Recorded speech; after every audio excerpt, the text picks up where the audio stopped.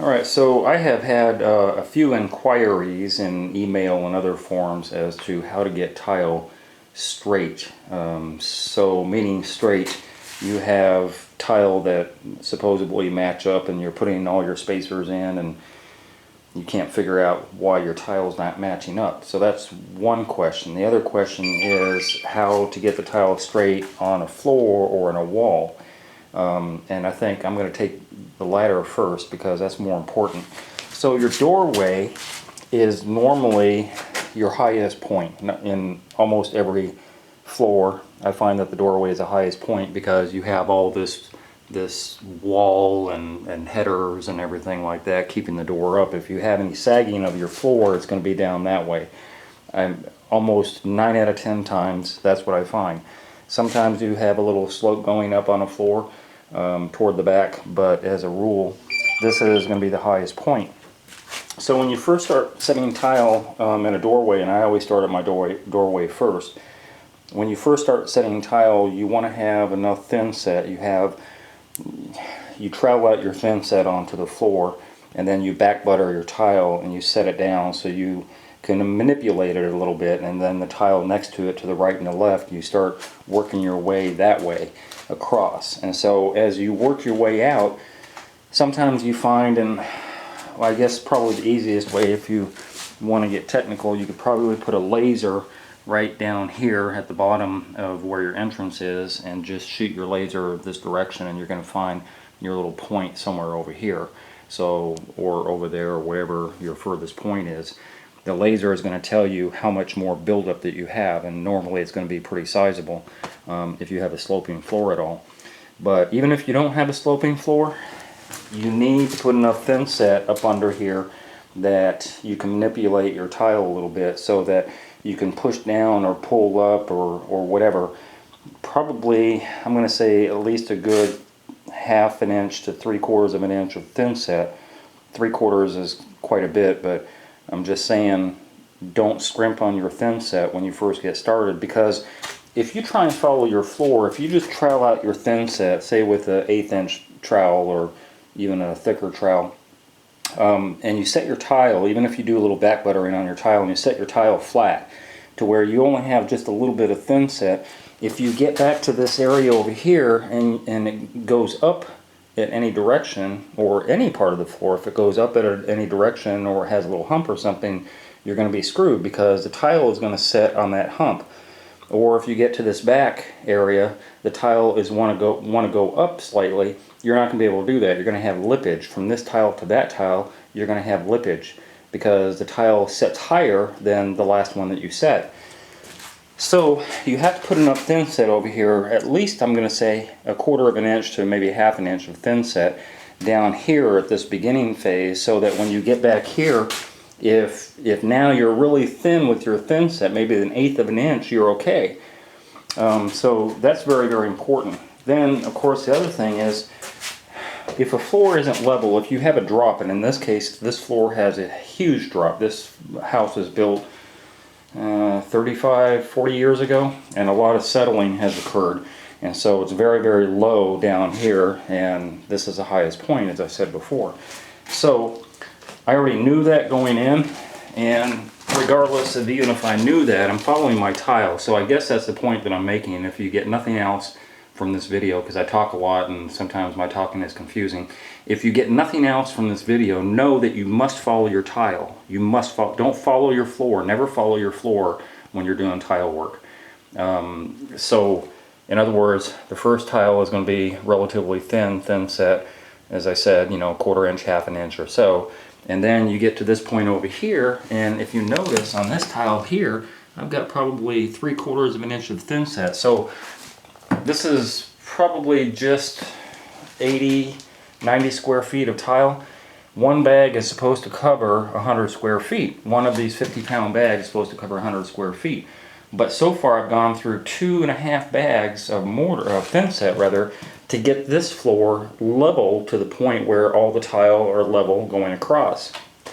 And so again, 3/4 of an inch of thin set over here, where I never had 3/4 of an inch of thin set to start with. But by the time I get here, I do, because the tile have to be level and it has to follow each individual tile going across. So you're building up your thin set. Some people would ask, well, how come you don't use Level Quick? Well, Level Quick is very expensive. I think it's a 20-pound bag that runs about $40. Last time I ever used it, $35, $40. And it's very messy and it's problematic because you have to make sure that there's that everything's sealed. That Level Quick spreads out almost like a liquid. Well, you know, if you're mixing it right, it should be like a liquid. But anyway, I'm not even getting to Level Quick is not the way to go. Thin set is a lot easier to deal with, believe it or not. Spreading out your thin set to a thicker level to manage your tile going across is the best way that I've done it. I've gone through many bags trying to get my floor level before. Well, not my floor, but my tile level. Anyway, getting back to, okay, so that's kind of how you compensate for that. Oh, you compensate the same way for your walls. A lot of times a wall will be bowed and you don't know if your wall is straight. So if you try and set your tile straight to the wall, you see, and then you end up with a bow, then you're screwed. Then you have lippage. So you have to still butter out your thin set onto the wall and then back butter your tile and put it on there. There was a lot of that going on this wall because this wall wasn't straight. So that answers that question. Now getting on to your tile, why don't your tile match? And why are you aggravated that by the time you get to your second, third, fourth row, your spacing doesn't match? So I'm going to detail what that's about, but I'm running out of battery, so I'm going to be right back. Okay, just to reiterate again, when you're setting your tile on a floor or a wall, assume that your floor or wall is not completely flat and level. So therefore you have to follow your tile, don't follow your floor. Just remember that, follow your tile and not your floor. Can't emphasize that enough because this causes a lot of angst to DIYers who try and do their own tile and then figure out that they for some reason aren't level with their tile. So getting back to the tile itself, there are different types of tile out there, as I'm sure you all know. This is a porcelain tile. They have natural stones, which are travertine, marble, granite, things like that. The lower end would be ceramics. I don't deal with ceramics very much. This bathroom used to be ceramic, builder's grade ceramic on everything. Ceramics, believe it or not, aren't too bad on how they're sized, how they're burned when you get them out of the box. Each one matches up pretty good, even though I don't use them a lot. When I mean ceramics, I mean, you know, the 4x4 builder's grade ceramic tile. I don't mean the 12x12 ceramics. Those things are crap. Those things have what I call their glazed clay. So they have a clay foundation, they have a clay base, and if you turn it over from the top, you will see that it's usually a dark brown. So that's clay, and then on the top they have a glaze.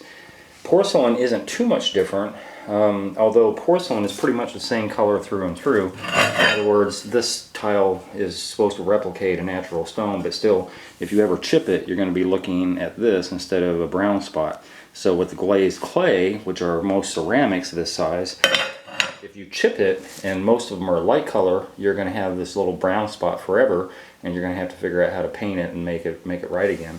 With this tile, if you happen to chip the surface, you won't really notice it. So that's why porcelain is usually better. Plus it's more dense and it's a sturdier tile.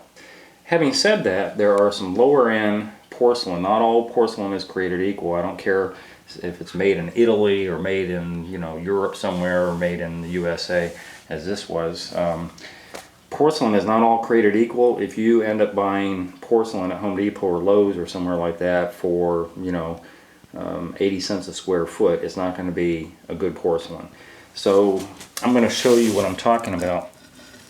These two tile came from two different boxes, and although they're the exact same tile, if you notice right here, they're flush. These two tile are completely flush, but when you come up here, you see there's a little lippage. So this tile is a little larger than that tile, not by much. There's only probably about a 1/16 of an inch here. But that 1/16 inch matters because if you're doing a shower, or even if you're doing a floor, if you're doing a shower like I am, the 1/16 becomes an 1/8, and then the 1/8 becomes this. I mean, you know, by the time you get up to the 4th or 5th row, you got a 1/4 inch gap or a 1/4 inch discrepancy between where you started at and where you're ending at. And so that causes a lot of problems with tile setters, and I'm sure homeowners too. So when you pull tile out from a box, you get 2 different boxes and you take 2 different tile and match them up as I've done here, and you're going to notice that there's discrepancy. A good tile is not going to have that discrepancy. Every single tile is going to be exactly honed, exactly the same, and it doesn't cause you as much angst as some of the ceramics. The ceramics are really, really bad. I run into the porcelain when they're lower end, anywhere from, I'm going to use a price point, anywhere from, you know, 50 cents, 80 cents a square foot to about $1.10, $1.20 or 30 or so. You're probably not going to get the best porcelain going on. You're going to end up with this problem. Regardless of what the surface looks like, you're going to end up with this problem. Once you get into porcelain that's at the range of about $1.80 up, about $2.20, you're going to buy a better porcelain. So price matters, because when you get into this discrepancy, you're just going to be fighting yourself. And the only way to rectify it, if you notice here, I don't know how well you can see, if you notice here I have a lot of spacers, but you also see there are a couple of screws up there, and other tilers do this also. We use spacers, but when the tile isn't right, then we have to make up the discrepancy. So you'll see little pieces of cardboard, you know, holding the difference between the tile. You'll see screws, you'll see spacers, you'll see everything, so that we can get our lines as straight as possible. Because the tile isn't straight, we have to manipulate the lines as much as we can and still have it done as good as possible. And so that's the problem I ran into, not only with regard to this wall. When I start out, it's not too bad. It's not too bad by the time I get to the 3rd row. Oh crap, we got some problems here. So then you have to start manipulating your lines. And I did the same thing on this floor. 1/8 inch spacing is what I use by default, and most of this has 1/8 inch spacing. But the further I get back over here, you'll notice, it's hard to see, there's probably about 3/8 instead of an 1/8. There's probably not 3/8, but there's probably going up to close to 1/4 here on the grout lines. And everything being equal, once you grout everything, all that discrepancy you won't see. It'll kind of disappear. But still, the point is that you cannot expect that all these tile are going to match your spacers completely. And so that's the 2 problems that I hear about the most, is the floors and the walls that aren't even, and you end up with all this lippage because, you know, you don't build up your thin set in order to take up for your uneven walls or floors. And then the other problem is the spacing. So that's how you deal with both of those issues. As I said, and I don't mean to be redundant, but I'm trying to be redundant so you'll understand. With regard to floors and walls, follow your tile. Do not follow your wall. Don't follow your surface, because you don't know how well your surface is. Unless you put it down, you don't know how straight and flush it is. So follow your tile, always follow your tile, and don't get flustered by having tile that doesn't match. Just manipulate. You know, this isn't, with tile, it's not wood. You know, we're not able to cut and shave and do different things to manipulate the tile itself. So you have to manipulate your lines the best you can. And, you know, there's not much you can do about it except buy a very expensive tile. As I said before, with natural stones, travertine, on the higher end of travertine, once you get into the $2 and above, $3, $4 a square foot, travertine is not that bad in my experience. Marble and granite tile is almost always perfectly cut. And then if you get into the porcelains, then you get into the rectified. So what rectified means is that every single one of those tile are perfectly matched to every single one out of every single box that you have. Rectified tile, you can spend easily, you know, $2.50, $3 a square foot or more for rectified tile, and this is not what that is. So there's some manipulation that's had to go on here, but it is what it is, and I'm just trying to save some other people out there some headache from trying to figure out why your tile doesn't match, and, you know, why you have lippage and stuff like that. So anyway, I'm going to end this because I talked too much. Bye!